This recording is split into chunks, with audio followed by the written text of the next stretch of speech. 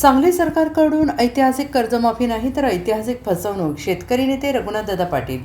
सरकारने घमेंडीत राहू नये, संपूर्ण कर्जमाफीसह निर्यातबंदी उठवावी या मागण्यांसाठी क्रांतीदिनी हदगावमध्ये होणार शेतकरी परिसंवाद मेळावा. आत्तापर्यंत अनेक सरकारांनी कर्जमाफी दिल्या, परंतु आम्हाला कर्जमाफी नको तर संपूर्ण कर्जमुक्ती हवी आहे, अशी मागणी शेतकरी संघटनेचे नेते रघुनाथदादा पाटील यांनी केलेली असून सरकारने निर्यातबंदी उठवावी यासह इतर मागण्यांसाठी 9 ऑगस्ट क्रांती दिनाच्या निमित्ताने नांदेड जिल्ह्यातील हदगाव मध्ये शेतकरी परिसंवाद मेळाव्याचे आयोजन करण्यात आल्याचे पत्रकार परिषदेत सांगितले गेले आहे.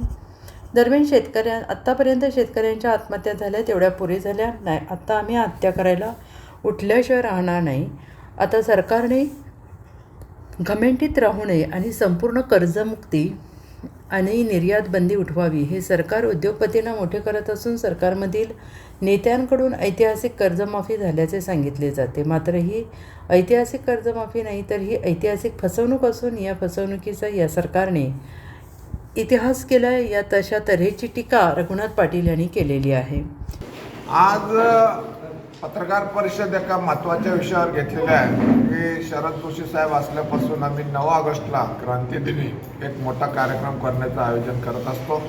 यावर्षी 9 ऑगस्टचा कार्यक्रम संपूर्ण कर्जमुक्तीसाठी आम्ही नांदेड जिल्ह्यातल्या हदगाव ठिकाणी करत आहोत. या कार्यक्रमामध्ये आज जे काही 2 लाखाचे 2 लाख 1.5 लाख काही चालले चेष्टा चालल्यात शेतकऱ्यांच्या कर्जमाफीच्या, तर आम्हाला माफी नको, आम्ही गुन्हेगार नाही आहे, आम्हाला कर्जमुक्ती पाहिजे. आणि कर्जमुक्ती जर व्हायची असेल तर कर्जमुक्त होण्यासाठी शेतीमालाला भाव पाहिजे, उत्पादन खर्च अधिक नफा असा जो काही भाव स्वामीनाथननी सांगितला किंवा शरद जोशींनी मागणी केली तो काही आज काही दिला नाही. परंतु आज आम्हाला तुम्हाला जर भाव देता येत नसेल तर निर्यात बंदी उठवा, कायमस्वरूपी सर्व शेतीमालावरील निर्यात बंदी उठवा, एवढी एकच आमची मागणी आहे. आणि या मागणीसाठी आम्ही आज इथं नांदेड जिल्ह्यामध्ये हदगावला 9 ऑगस्टला क्रांतीदिनी मोठा कार्यक्रम घेत आहोत. आज देशामध्ये शेतकऱ्यांना वाचवण्यासाठी अनेक गोष्टी सांगतायत, लबाड सांगतायत, सगळे खोट्या सांगतायत की शेतकऱ्यासाठी आम्ही अमेरिकेचं हे येऊ देणार नाही ते येऊ देणार नाही. आम्ही अमेरिकेला घाबरत नाही. अमेरिकेमध्ये काय जरी 5,000 एकराचे मालक असले 10,000 एकराचे असले तरी आमच्या 20 गुंठ्याचा शेतकरी कॉम्पिटिशन करू शकतो. याचं कारण असं आहे की अमेरिकेत जो सूर्यप्रकाश कमी आहे तसं आमच्याकडं कमी नाही आहे. सूर्यप्रकाश हे शेतीचं बलस्थान आहे आणि सूर्यप्रकाशाचं रूपांतर कार्बोहायड्रेट्समध्ये करणं म्हणजे शेती करणं आहे. तेव्हा या धंद्याला सूर्यप्रकाश आमच्या मदतीला आहे. आणि 12 तास रात्र 12 तास दिवस अशा ठिकाणी आम्ही जन्माला आलेलो आहोत. नद्या आहेत, चांगले कष्ट करणारे 50-100 कोटीच्या वर माणसं आहेत. तेव्हा या संबंध लोकांच्या भरोश्यावर आम्ही जगातल्या कुठल्याही शेतीप्रधान किंवा युरोपातल्या असोत किंवा अमेरिकेतल्या असोत कोणत्याही खंडातल्या देशाबरोबर आम्ही स्पर्धा करायला तयार आहोत. फक्त आम्हाला जागतिकीकरणामध्ये भाग घ्यायला परवानगी द्या. आपण शेतीमालावरची निर्यात बंदी उठवा, एवढीच आमची मागणी आहे. आणि यासाठी चलो नांदेड हदगाव 9 ऑगस्ट क्रांतीदिनी एकच मागणी आहे की आम्हाला कर्जमुक्त व्हायचं आहे. आम्ही कर्जमुक्त झालेलो आहोत. त्यामुळे या सरकारने आता जी शेतकरी कर्जमाफी केलेली आहे यादी सुद्धा पहिली जाहीर झालेली आहे.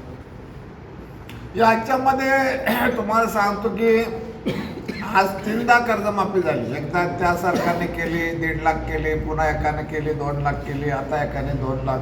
हे कर्जमाफी किंवा कर्जमाफी जी आहे ती कर्ज वसुलीसाठी केलेला फंड आहे.